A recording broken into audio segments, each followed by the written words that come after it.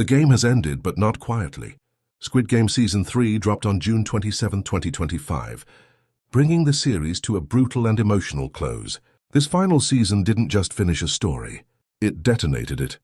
Netflix released all 6 episodes at once, just months after Season 2, creating an uninterrupted descent into chaos. The creator, Hwang Dong-hyuk, confirmed what fans had suspected. Season 3 is the final chapter. There's no Season 4. This was the end he envisioned from the beginning, an end told through Seong Gi-hun's final stand. No spin, no sequel tease, just the raw, intended finale. Gi-hun isn't hiding anymore. He walks back into the game, not to play but to destroy it. After the betrayal, the blood, and the failure of his rebellion in Season 2, Gi-hun is a man on the edge.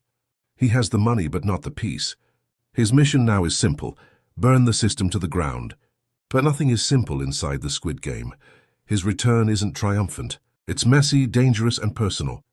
Yoongbai's death still hangs over him. His guilt is a constant.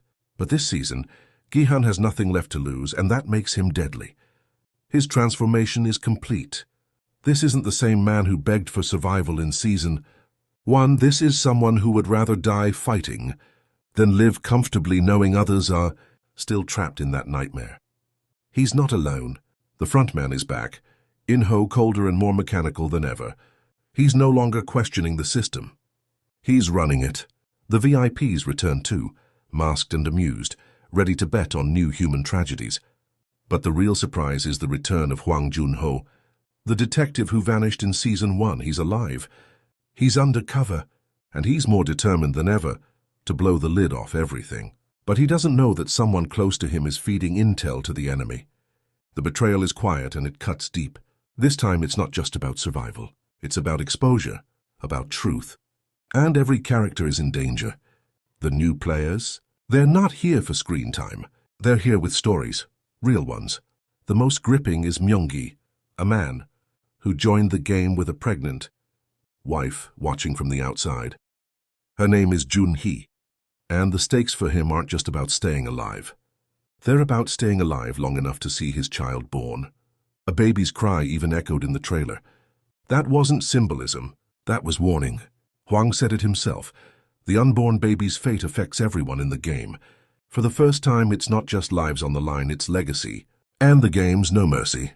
Hwang pushed the concept to its most violent psychological limits. Forget tug-of-war, forget marbles. Season 3 brings out pure dread. There's one game that forces players to face their deepest fear: heights. Vertigo meets panic meets death, and there's no room for error. The creator admitted he wanted to design games that would show the lowest bottom of human beings. He succeeded. These aren't just physical trials, they're mental breakdowns with prize money attached. But beneath the chaos, the show never loses its purpose. Season 1 critiqued capitalism. Season 2 showed rebellion. Season 3 is different. It asks one hard question. In a system built to dehumanize you, can you stay human? That's the center of every death, every alliance, every moment. Gi-hun struggles not just to win, but to not become the thing he hates. Hwang said this is where he wanted to end the story. Not with explosions, with a question, and an answer that hurts. The ending. Unforgettable. Without spoiling every detail, Gi-hun's arc closes the way it should, fully, painfully, honestly. His journey ends, and it doesn't cheat the audience. But right when you think it's over, Netflix slides in one last twist. Cate Blanchett appears. Yes, her. She's seen recruiting players on the streets of Los Angeles. It lasts seconds, but it changes everything. The game isn't Korean anymore. It's global. And just like that, even though Gi-hun's chapter is done, the world of Squid Game is cracked wide open. But don't expect another season. Hwang was clear, this was closure. Season 2 and 3 were written together, just too massive to release at once. That's why the pacing never broke. That's why the tension never dipped. And it's why the emotional weight landed exactly where it needed to. Every major performance hit hard. Lee Jung-jae gave everything. Lee Byung-hun made the front man colder than ever. And the new faces, especially Im Si-won, earned their screen time. The production scale grew. The budget was high. But the soul stayed intact. The final scene doesn't offer comfort. It offers perspective. Even if the game ends, the world that created it still exists. The hunger, the cruelty, the system, and that's the horror. But it also offers hope, a sliver of it.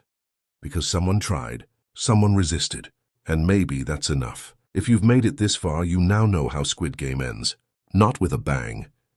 With a wound, one that might never heal. This was Mocha Lava.